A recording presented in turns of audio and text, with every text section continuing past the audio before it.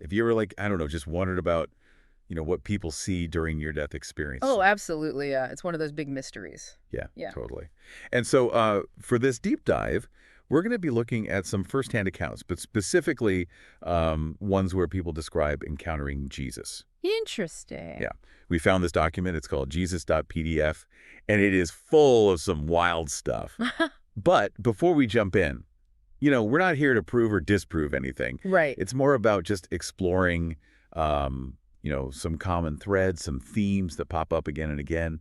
Got to see what we can learn from them. Yeah, because even though these experiences are so personal, right, it's amazing how often they share similar elements, even across different cultures and Yeah, beliefs. exactly. And one of the most, I think, common themes is this feeling of radiant light and just like pure love. Oh, yeah, you see that a lot. But it's not just like any light. People describe it as like brilliant, but also comforting at the same time. Hmm. Like being enveloped in this love and acceptance.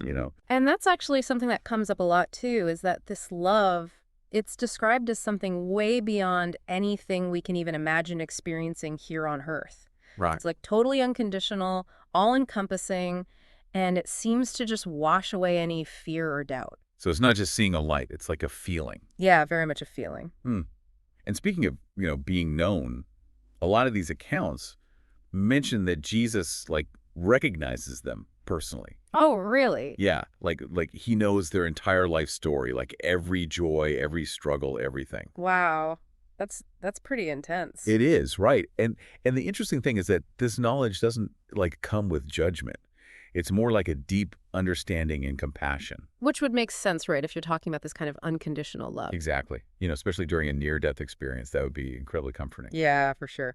Okay, so we've got this incredible love and acceptance, the feeling of being truly known, but it doesn't stop there. Oh, there's more. Oh yeah. Many people describe getting guidance and reassurance from Jesus too. Interesting. Like what kind of guidance? Well, like he often communicates in these experiences, offering, insights, a sense of purpose, even answers to those big existential questions we all think about. Huh. Yeah. It's almost like getting a glimpse, a sneak peek into a larger cosmic plan or something. I see. So that would definitely bring a sense of peace for Yeah, them. like a profound sense of peace, like everything's going to be okay, you Yeah, know. or get it. And here's where things get really interesting to me. We've all seen those traditional images of Jesus, right? Hmm. Powerful, authoritative. But but in these NDEs, he's often described as humble and gentle. Really?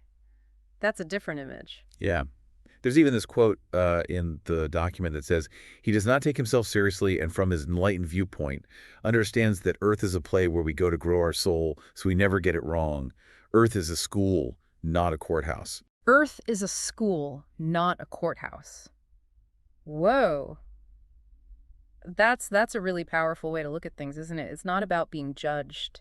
Yeah. It's about learning. It's about growing from all of our experiences. Like even our struggles become opportunities to learn? Yeah. Like every challenge, every failure even could be like a lesson. Exactly. Oh, and speaking of surprises, there are actually some accounts where Jesus is described as having a great sense of humor. Wait, really? Like he's cracking jokes? Yeah. One person even said, he cracked a joke and it's totally shattered all their preconceived notions. Wow.